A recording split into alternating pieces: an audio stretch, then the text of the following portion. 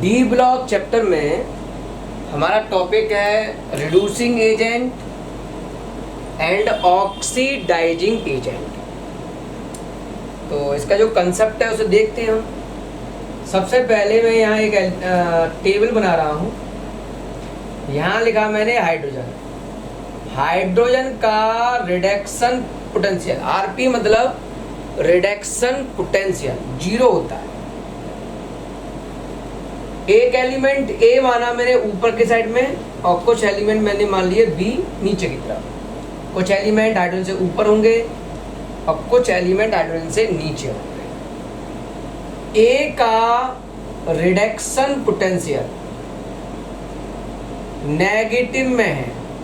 Hydrogen से ऊपर वाले जितने भी एलिमेंट हैं उन सब का रिडक्शन पोटेंशियल नेगेटिव में होता है और हाइड्रोजन से नीचे के जो एलिमेंट हैं उनका रिडक्शन पोटेंशियल पॉजिटिव में होता है। ओके, अब यहाँ हमको जो समझना है वो समझो ध्यान से। नेगेटिव में वैल्यू, रिडक्शन पोटेंशियल की वैल्यू नेगेटिव में जितनी हाई होगी वो उतना ही बेस्ट रिड्यूसिंग एजेंट माना जाएगा। बेस्ट रिड्यूसिंग एजेंट होने के लिए वैल्यू नेगेटिव में हाई होनी चाहिए। ओके, अगर यहाँ बी की बात करें तो रिडक्शन पोटेंशियल पॉजिटिव में जितना हाई होगा वो बेस्ट ऑक्सीडाइजिंग एजेंट कहलाएगा। ओके, कुछ डाटा आपको मैं यहाँ लिख के दे रहा हूँ वो आपको लर्न होने चाहिए। जैसे हमारे पास है रिडक्शन पोटेंशियल की वैल्यू लिख रहा हूँ मैं कुछ एलिमेंट्स की, जो आप लर्न कर लीजिए। Mn+3 बाई Mn+2, 3 से 2 हुआ मतलब रिडक्शन हुआ। इसका रिडक्शन पोटेंशियल दिया है प्लस में 1.57, प्लस का 1.57 वोल्ट। ये वैल्यू आप लर्न करिए। ओके, Mn+3 से Mn+2 का रिडक्शन पोटेंशियल है प्लस में 1.57 वोल्ट। Fe+3 बाई Fe+2 का जो रिडक्शन पोटेंशियल है वो है प्लस में 0.80 वोल्ट। ओके, क्रोमियम+3 बाई क्रोमियम+2 की जो वैल्यू है रिडक्शन पोटेंशियल की वो है -0.41 वोल्ट, माइनस में है ये। और कॉपर+2 बाई कॉपर की जो वैल्यू है वो है प्लस में 0.34 वोल्ट। ये 4 वैल्यू आप लर्न कर लीजिए। इन 4 वैल्यू को तो लर्न करना अनिवार्य है, क्योंकि हमारे कोर्स में जो एनसीईआरटी के क्वेश्चंस हैं उनमें क्वेश्चन दिया होता है, वैल्यू नहीं दी होती है। जबकि एनसीईआरटी ने पहले ही कह रखा है कि वैल्यू आप जो पीछे टेबल दी होती है वहां से लिख लें, लेकिन टीचर जो कितने छाप देता है क्वेश्चन। इसलिए आपको ये 4 वैल्यू, केवल 4 वैल्यू अच्छी तरह से लर्न करनी है। वैल्यू तो बहुत सारी होंगी लेकिन मोस्टली क्वेश्चन इन 4 वैल्यूओं से चलता है। अब हम बात करते हैं क्या मतलब है। तो यहाँ हम कुछ क्वेश्चन समझा रहे हैं, अच्छी तरह समझना। हमारे पास पहला क्वेश्चन है। क्वेश्चन क्या कह रहा है पहला उस पर ध्यान दो। हमारे पास एक क्वेश्चन है Cr+2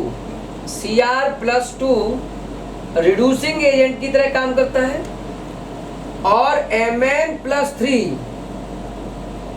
ऑक्सीडाइजिंग एजेंट की तरह काम करता है। क्यों? Cr+2 अच्छा रिड्यूसिंग एजेंट है और Mn+3 अच्छा ऑक्सीडाइजिंग एजेंट है। ऐसा क्यों? ऐसा बोला गया। अब यहाँ अगर डाटा आप अगर टेक्स्ट बुक उठाओगे तो डाटा गिवन होगा, एनसीईआरटी में डाटा नहीं होता है। इसलिए मैं सलाह दूंगा कि ये डाटा आपको लर्न होना चाहिए। क्रोमियम की बात कर रहे हैं हम, तो क्रोमियम का डाटा ये रहा। तो यहाँ लिख रहा हूँ मैं रिडक्शन पोटेंशियल क्रोमियम +3 भाई क्रोमियम +2 की वैल्यू है माइनस का 0.41 वोल्ट। ओके, अब ध्यान से सुनना, chromium +2 reducing agent. Reducing agent का क्या मतलब है? क्रोमियम +2 से स्टार्ट करो और आप इसे बदल दो क्रोमियम +3 में। भाई +2 दिया है तो +2 को बदल दो +3 में। अब +2 से +3 ऑक्सीडेशन नंबर बढ़ा तो उसे मैं कहूंगा ऑक्सीडेशन। बैलेंस करने के लिए एक इलेक्ट्रॉन मैंने जोड़ दिया तो ये हो गया ऑक्सीडेशन। ओके, अगर ये ऑक्सीडेशन हो रहा है तो ये कहलाएगा रिड्यूसिंग एजेंट। अब हमको समझना है कि रिएक्शन पॉसिबल भी होगी या नहीं, तो हम लिखेंगे भाई इसका रिडक्शन पोटेंशियल है माइनस में 0.41 वोल्ट, नेगेटिव में है।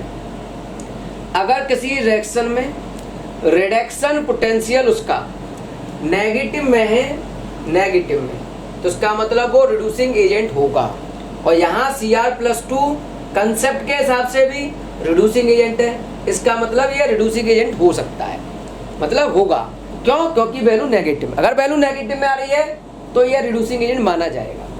अब जैसे हमने यहाँ शुरू किया है Mn+3। अच्छा, एक चीज ध्यान रखना, इस लाइन का सीधा मतलब है कि भाई मेरा रिडक्शन पोटेंशियल नेगेटिव में है, इट मींस मैं अच्छा रिड्यूसिंग एजेंट हूँ। तो Cr+2 एज रिड्यूसिंग एजेंट, इसका मतलब है क्रोमियम +2 से क्रोमियम +3 बनाया जा सकता है। Chromium +2 is easily changed into chromium +3 by loss of electron। ये लाइन हम ले सकते हैं और उसका रीजन क्या है कि मेरा रिडक्शन पोटेंशियल नेगेटिव में है। अब यहाँ दिया है Mn+3। अब Mn+3 को स्टार्ट करना है आपको Mn+3 से और उसको बदल दोगे आप Mn+3 का। यहाँ चेक करो क्या दिया है Mn+2, तो ये मैंने बदल दिया Mn+2। यहाँ चेक करो प्रोसेस को अच्छी तरह से, +3 ऑक्सीडेशन नंबर से ये +2 में कन्वर्ट हो गया। मतलब क्या हुआ? ऑक्सीडेशन नंबर घटा, तो इस प्रोसेस को बोलोगे आप रिडक्शन और यहाँ लिखोगे एक इलेक्ट्रॉन, बैलेंस हो गया। जब रिडक्शन होगा तो ये कहलाएगा ऑक्सीडाइजिंग एजेंट। क्या ये बात सही है? इस बात को चेक करने के लिए हमने इसका रिडक्शन पोटेंशियल चेक किया। यहाँ रिडक्शन पोटेंशियल है प्लस में, प्लस के 1.57 वोल्ट। तो हम कह सकते हैं जिसका रिडक्शन पोटेंशियल पॉजिटिव में होगा वो अच्छा ऑक्सीडाइजिंग एजेंट होगा। तो इसका मतलब ये अच्छा ऑक्सीडाइजिंग एजेंट है क्योंकि इसकी वैल्यू पॉजिटिव में है। इसका मतलब हुआ हम लिखेंगे Mn+3 as oxidising agent. It means ये Mn+3 as easily change into Mn+2 by gain of electron, by gain of electron. ये लाइन हम लिखेंगे, समझ में आ रहा है? चलो, तो हमको केवल ये देखना है कि वैल्यू नेगेटिव में या पॉजिटिव में। हमारे पास अगला क्वेश्चन है क्रोमियम +2 और Fe+2 में से कौन है रिड्यूसिंग एजेंट। अब क्वेश्चन अधूरा है, इनकम्प्लीट है क्योंकि इसमें डाटा गिवन नहीं है। तो सबसे पहले हमें डाटा नोट करना पड़ेगा। तो सबसे पहले हम लिखेंगे Cr+2 से स्टार्ट कर उसे कन्वर्ट करेंगे Cr+3 में। यहाँ चेक करो, +2 से हो गया +3, +2 से हो गया +3, ऑक्सीडेशन नंबर बढ़ा तो हम लिखेंगे इसे ऑक्सीडेशन हुआ। ओके, ऑक्सीडेशन होने का मतलब ये नहीं है कि रिएक्शन पॉसिबल है, ये ध्यान रखना। प्लस इलेक्ट्रॉन, तो ये रिड्यूसिंग एजेंट की तरह काम कर सकता है बोला है। चेक करना पड़ेगा रिडक्शन पोटेंशियल कैसा है। ऐसे ही मैंने लिखा Fe+2 से मैंने कन्वर्ट किया उसे Fe+3 में और एक इलेक्ट्रॉन मैंने यहाँ लिख दिया, इसका भी हो रहा है ऑक्सीडेशन। तो ये भी कहलाएगा रिड्यूसिंग एजेंट। अब चेक ये करना है कि क्या वास्तव में ये रिड्यूसिंग एजेंट होंगे या नहीं होंगे। तो ये कैसे चेक करेंगे, यहाँ क्रोमियम का रिडक्शन पोटेंशियल है नेगेटिव में, यहाँ इसका रिडक्शन पोटेंशियल है -0.41 वोल्ट नेगेटिव में है। जब वैल्यू रिडक्शन पोटेंशियल की नेगेटिव में होगी तो वो रिड्यूसिंग एजेंट माना जाएगा। तो ये तो राइट हो गया बेटा, तो ये रिएक्शन भी राइट मानी जाएगी। अब Fe+2 का चेक करें यहाँ, तो वैल्यू पॉजिटिव आ रही है, इसका रिडक्शन वैल्यू है पोटेंशियल प्लस में 0.80 वोल्ट प्लस में है, मतलब इसे ऑक्सीडाइजिंग एजेंट का काम करना चाहिए था, ना कि रिड्यूसिंग एजेंट का। तो ये जो स्टेटमेंट है वो आपका रॉन्ग है। आपको ये ऐसे लिखना चाहिए था, Fe+3 से एक इलेक्ट्रॉन लेकर Fe+2 में बदलना। अब ये प्रोसेस होगी रिडक्शन की, इसकी वैल्यू है पॉजिटिव में वैल्यू है, तो ये अच्छा काम करेगा किसका, ऑक्सीडाइजिंग एजेंट का, क्योंकि वैल्यू पॉजिटिव में है। तो हम कहेंगे इन दोनों में से क्रोमियम रिड्यूसिंग एजेंट है, Fe+2 रिड्यूसिंग एजेंट नहीं होगा। दिख रहा है लेकिन प्रैक्टिकली पॉसिबल नहीं है, क्योंकि इसकी वैल्यू प्लस में दी है, माइनस में होनी चाहिए थी, माइनस में है नहीं, प्लस में है। तो जितने भी रिड्यूसिंग एजेंट के कंसेप्ट आए, ऑक्सीडाइजिंग एजेंट के कंसेप्ट आए, उनको रिडक्शन पोटेंशियल की वैल्यू से ही शो करें। हमारे पास अगला क्वेश्चन है Mn+3, Fe+2 और Cr+3, ये Fe+3 है। इन तीनों में सबसे बढ़िया, सबसे बेस्ट ऑक्सीडाइजिंग एजेंट क्या होगा और सबसे ज़्यादा स्टेबिलिटी क्या होगी।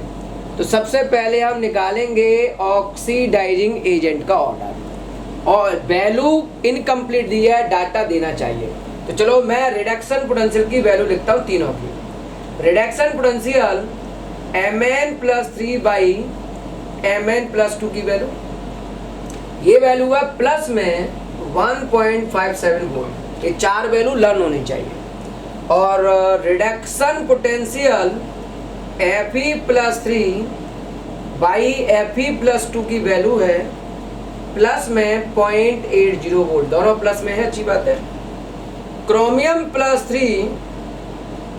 क्रोमियम+3 बाई क्रोमियम+2 का रिडक्शन पोटेंशियल है माइनस में 0.41 वोल्ट। ओके, हमें चाहिए बेस्ट ऑक्सीडाइजिंग एजेंट। तो आप ध्यान रखना, बेस्ट ऑक्सीडाइजिंग एजेंट के लिए, बेस्ट ऑक्सीडाइजिंग एजेंट के लिए रिडक्शन पोटेंशियल की वैल्यू पॉजिटिव में हाई होनी चाहिए। पॉजिटिव में हाई वैल्यू किसकी है, पॉजिटिव में सबसे वैल्यू हाई इसकी है। तो Mn+3 सबसे बेस्ट ऑक्सीडाइजिंग एजेंट होगा। उसके बाद प्लस में ये Fe+3 उसके बाद आएगा, और ये आएगा ही नहीं। लेकिन ऑर्डर लिखना है तो आपको बताना तो पड़ेगा, इसलिए सबसे लास्ट में लिखोगे क्रोमियम+3। ये हमने लिखा ऑक्सीडाइजिंग एजेंट का ऑर्डर।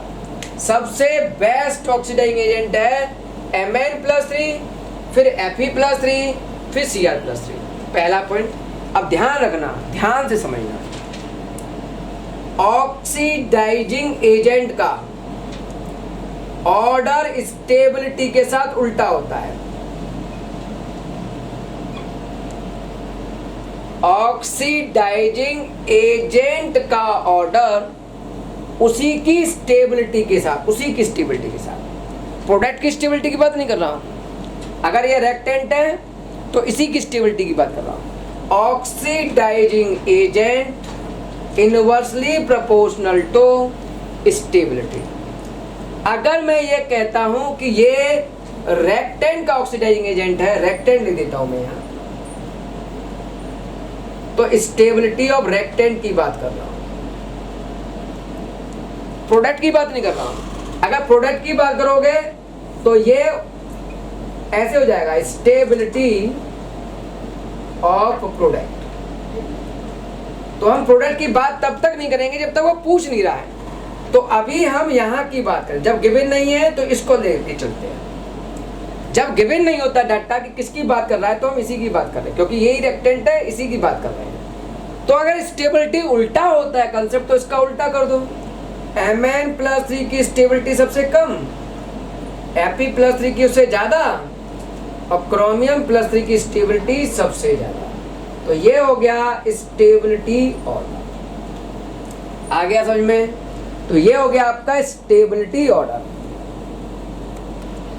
हमारे पास एक ऑर्डर दिया है BO2 प्लस से ज्यादा Cr2 2, उससे ज्यादा MnO4 2 बेस्ट ऑक्सीडाइजिंग एजेंट है इस ऑर्डर में। तो ये ऑक्सीडाइजिंग एजेंट का ऑर्डर क्यों है, उसका क्या एक्सप्लेनेशन है आपके पास? तो मैंने कहा भाई ये तो इस फॉर्म में दिए ही नहीं है, अब क्या करें?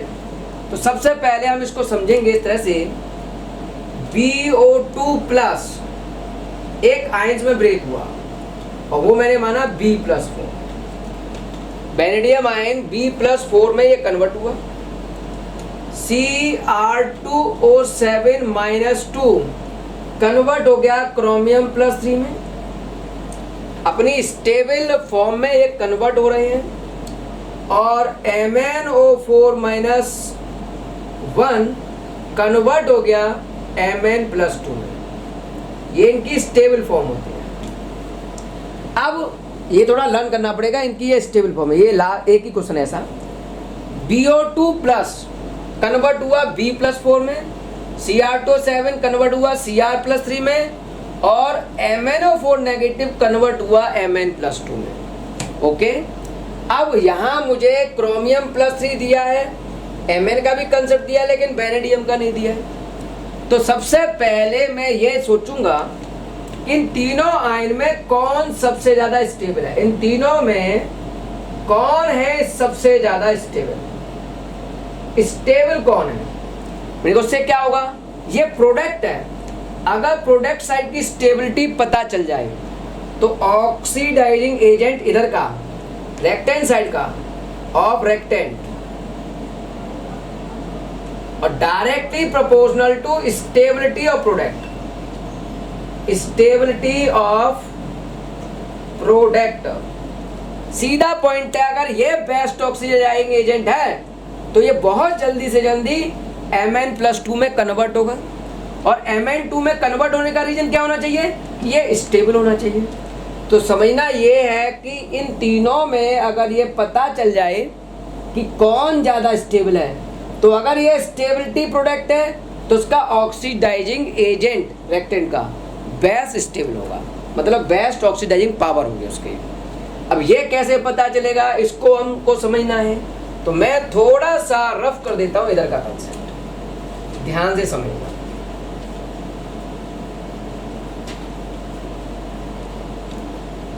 सबसे पहले आप लो B+4 23 का करो कॉन्फ़िगरेशन, आर्गन 18 3D4S2 18 2 20 और 3 23, +4 का मतलब 2 यहां से गए और 2 यहां से गए, तो ये बचा 3D1। Okay, chromium atomic number 24, configuration होता है आर्गन 18 3D4S1 3D4S3 5 होता है ये, +3 का मतलब 1 यहां से गया 2 यहां से, तो ये बचा 3D3। लास्ट है मैग्नीज, मैग्नीज +2 25, आर्गन 18 3D4S2 18 2 20 और 5 25। ओके, +2 मतलब 2 यहां से गए तो ये आया 3D5। देखो यहाँ 3D1 है, ये 3D3 है, ये 3D5 है, ये पहले से ही स्टेबल है। और वैसे हम बताएं stability directly proportional to unpaired electron, जिसमें अनपेयर्ड इलेक्ट्रॉन ज्यादा होंगे वो ज्यादा स्टेबल होगा। और इन तीनों में ज्यादा स्टेबल कौन निकला, Mn+2 सबसे ज्यादा स्टेबल निकला, उसके बाद क्रोमियम+3 और सबसे कम वेनेडियम+4। ये है आपका स्टेबिलिटी का ऑर्डर, स्टेबिलिटी। अब सोचो Mn+2 सबसे बेस्ट स्टेबल है, तो ये है सबसे बेस्ट ऑक्सीडाइजिंग एजेंट। तो सबसे पहले MnO4, उससे कम Cr2 उससे कम BO2+। तो ये इस तरह से स्टेबिलिटी ऑर्डर निकाला जा सकता है।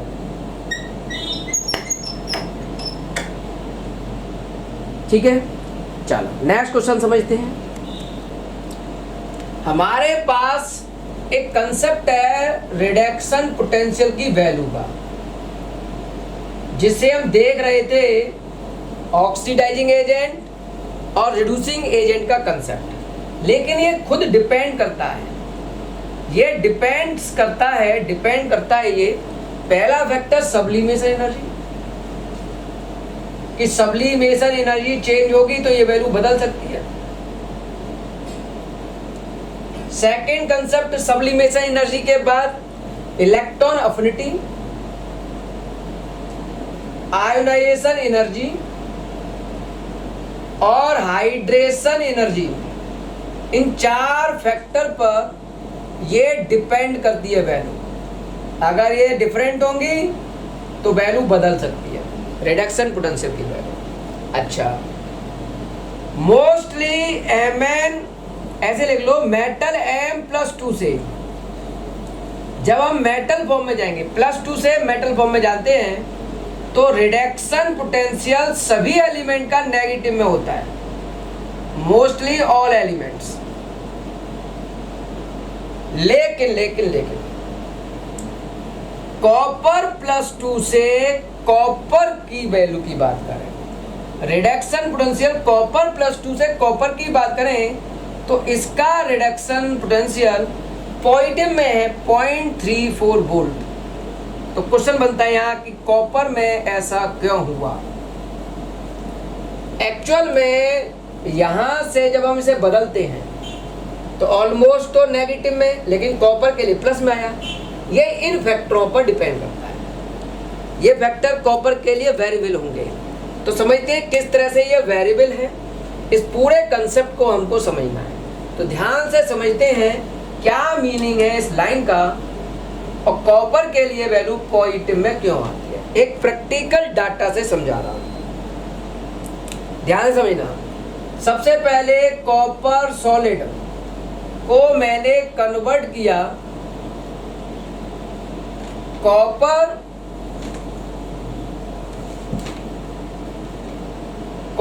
सॉलिड को कन्वर्ट किया कॉपर गैस में, कॉपर सॉलिड को कन्वर्ट किया कॉपर गैस में।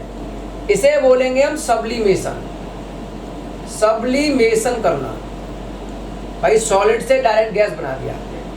तो यहाँ ΔH सब्लिमेशन का प्रैक्टिकल डाटा मैंने चेक किया बुक से, तो ये मैंने प्रैक्टिकल डाटा पाया +345। सब्लिमेशन में यहाँ एनर्जी देनी पड़ी 345। ओके, अब कॉपर गैस को फिर मैंने कन्वर्ट कराया कॉपर +1 में। गैस फॉर्म ही है, ये भी गैस, और +1 में लगाया, मतलब एक इलेक्ट्रॉन मैंने निकाल दिया, तो उसको हम कहेंगे आयोनाइजेशन कराया। तो यहाँ चाहिए होगी ionisation energy, the first ionisation. तो यहाँ हो गई आयोनाइजेशन एनर्जी फर्स्ट, पहला इलेक्ट्रॉन फर्स्ट इलेक्ट्रॉन निकालने में एनर्जी देनी पड़ी +300। प्रैक्टिकल डाटा लिख रहा हूं बुक से। अब कॉपर +1 गैस को फिर दोबारा कन्वर्ट किया गया कॉपर +2 गैस में, मतलब एक इलेक्ट्रॉन और निकाल दिया। तो ये हमने किया सेकेंड आयोनाइजेशन। तो सेकेंड आयोनाइजेशन की जो एनर्जी आई E2 या I2, वो एनर्जी है हमारे पास प्रैक्टिकल डाटा में +1960। ओके, यहां तक क्लियर हो रहा है। अब मैंने कॉपर +2 गैस को वाटर में डालकर इसे कन्वर्ट किया कॉपर प्लस टू एक्वस में, इसे बोलेंगे हाइड्रेशन करना। पानी में डाल दिया इसको और इसको किया हाइड्रेशन, तो यहाँ डेल्टा एच हाइड्रेशन जो कि एक नेगेटिव वैल्यू होती है, और ये वैल्यू आई प्रैक्टिकली 21 ओके। ये है हमारे पास कॉपर सॉलिड को finally copper plus two aqueous में कन्वर्ट करने का सिस्टम। वॉन हर्बन ने समझाया था इसको। अब इस कंसेप्ट के बेस पर मैंने एक क्वेश्चन पूछा कि भाई मुझे कन्वर्ट करना है कॉपर सॉलिड को कॉपर प्लस टू एक्वस में, तो क्या ये पॉसिबल है? क्या ये पॉसिबल है? तो मैंने पूछा भाई कॉपर सॉलिड से कॉपर गैस तक, कॉपर सॉलिड से कॉपर गैस तक, यहां से लेके यहां तक आपको एनर्जी देनी पड़ रही है पॉजिटिव में। ये देखो, तो पॉजिटिव में कितनी एनर्जी है उसके पास, तो हमने कहा वैल्यू जो आ रही है पॉजिटिव में, डेल्टा एच की वैल्यू पॉजिटिव में, ये वैल्यू आ रही है प्लस के 345 प्लस के 300 प्लस के 1960। फाइनली ये वैल्यू हमारे पास आ रही है प्लस 2605 ओके। और मैंने पूछा गैस को हाइड्रेट कंडीशन में बदलने में हाइड्रेशन एनर्जी कितनी है, नेगेटिव वाली हाइड्रेशन एनर्जी है हमारे पास माइनस के 21 ओके। यहां तक क्लियर है आपको? तो हमने पूछा, आपको ध्यान से समझना, कॉपर गैस सॉलिड को कॉपर गैस तक आने में, कॉपर सॉलिड को कॉपर प्लस टू गैस तक आने में डेल्टा एच पॉजिटिव में चाहिए। तो ये कह रहा है कि भाई मुझे सॉलिड से गैस तक आने में कुछ एनर्जी चाहिए, तो क्या इतनी एनर्जी आप मुझे दे पाओगे? तो वाटर कह रहा है कि हाइड्रेशन के द्वारा, यहाँ वाटर ने हाइड्रेशन किया और हाइड्रेशन एनर्जी लॉस की। उसने कहा कि जो हाइड्रेशन से एनर्जी प्राप्त होगी, जो हाइड्रेशन से एनर्जी प्राप्त होगी, भाई यहाँ से लॉस हुई है तो ये प्राप्त हुई हमको, वो एनर्जी हम आपको दे देंगे, तो ये आपकी रिएक्शन कंप्लीट हो जाएगी। तो इसने कहा कि भाई तुम दोगे मुझे 21 जूल और चाहिए मुझे 2605, ज्यादा चाहिए, आपके पास कम है, तो क्या ये इसको देगा? अगर ये एनर्जी हम इसको देकर क्या इसकी कंडीशन को फुलफिल कर पाए? नहीं, ये वैल्यू छोटी है, दे जो हम रहे हैं वो कम है, और जो आपको चाहिए वो ज्यादा है, मतलब हम उसकी रिक्वायरमेंट पूरी नहीं कर पाए, तो ये इसमें कन्वर्ट नहीं हो पाएगा ओके। अगर मैं all over delta H check करूं, यहां लिख देता हूं, delta H all over change करूं, तो ये प्लस का है, ये माइनस का है, दोनों को जोड़ो विद साइन, तो वैल्यू आएगी पॉजिटिव में। भाई 2605 प्लस माइनस के 2121, तो वैल्यू डेल्टा एच की किस में आएगी? पॉजिटिव में। तो यहाँ all over delta H positive में आ रहा है, और जब डेल्टा एच पॉजिटिव में होता है तो रिडक्शन पोटेंशियल भी पॉजिटिव में माना जाता है। जैसा डेल्टा एच आता है वैसा ही रिडक्शन पोटेंशियल माना जाता है। तो यहाँ डेल्टा एच पॉजिटिव में आ रहा है, इसलिए कॉपर के केस में रिडक्शन पोटेंशियल भी पॉजिटिव में होता है। सही में आ रहा है? मतलब सीधा सीधा पॉइंट है, यहाँ हाइड्रेशन एनर्जी इसकी all over sublimation energy ionisation first और आयोनाइजेशन सेकंड की तुलना में देखा जाए तो यहाँ हाइड्रेशन एनर्जी से ये वैल्यू ज्यादा है, हाइड्रेशन एनर्जी की वैल्यू कम है, इसलिए ये एक्वस फॉर्म में कन्वर्ट नहीं हो पाएगा। जब हाइड्रेशन एनर्जी कम है तो वो एक्वस फॉर्म में कन्वर्ट नहीं हो पाएगा। एक और क्वेश्चन समझाता हूं, इससे मिलता जुलता, थोड़ा ध्यान से समझना। हमारा क्वेश्चन है, क्या कॉपर प्लस 1 गैस को कॉपर प्लस 2 एक्वस में कन्वर्ट किया जा सकता है? इसको ऐसे भी कह सकते हैं, क्या कॉपर प्लस वन अनस्टेबल होता है? अनस्टेबल होगा, इसका मतलब ये इसमें कन्वर्ट हो सकता है क्या? क्या ये अनस्टेबल है? अगर अनस्टेबल है तो क्या ये +2 में कन्वर्ट हो जाएगा? तो हमने कहा भाई कॉपर प्लस वन गैस की जो वैल्यू है वो है हमारे पास ये रही। तो यहां से चेक करो इस वैल्यू को, कॉपर प्लस वन गैस को कॉपर प्लस 2 गैस में कन्वर्ट करने के लिए चाहिए 1960 एनर्जी आपको, और इस वाले को देखो हाइड्रेशन से एनर्जी मिल रही है 21, तो क्या ये इससे ज्यादा है? ज्यादा है। तो डेल्टा एच हाइड्रेशन की वैल्यू ग्रेटर है इसकी I2 की वैल्यू से, मतलब जो वैल्यू आपको चाहिए उससे कहीं ज्यादा मैं आपको दे रहा हूं, तो आपकी ये रिएक्शन कंप्लीट हो जानी चाहिए। तो दिस रिएक्शन इज पॉसिबल। अगर ये रिएक्शन पॉसिबल है तो इसका मतलब ये हुआ कि ये रिएक्टेंट कॉपर प्लस 2 में कन्वर्ट हो रहा है, तो ये साइड स्टेबल मानी जाएगी। अगर ये साइड स्टेबल मानी जाएगी, तो ये साइड अनस्टेबल मानी जाएगी। इसका मतलब copper plus one is not stable in aqueous solution. Aqueous solution में ये अनस्टेबल होगा और कन्वर्ट हो जाएगा कॉपर प्लस 2 में। इसको एक सिंपल से तरीके समझो, ऑल ओवर डेल्टा एच, ये नेगेटिव में ज्यादा है तो नेगेटिव में आएगा, तो इसका रिडक्शन पोटेंशियल भी नेगेटिव में आएगा, +1 से +2 में। इसका मतलब ये अच्छा रिड्यूसिंग एजेंट है। तो क्या ये रिड्यूसिंग एजेंट है? +1 से देखो +2 में आ रहा है, ऑक्सीडेशन हुआ, तो ये रिड्यूसिंग एजेंट है। तो हम कह सकते हैं कि कॉपर प्लस 1 एक अनस्टेबल फॉर्म है, वो अपने आप को कॉपर प्लस 2 में कन्वर्ट कर लेता है।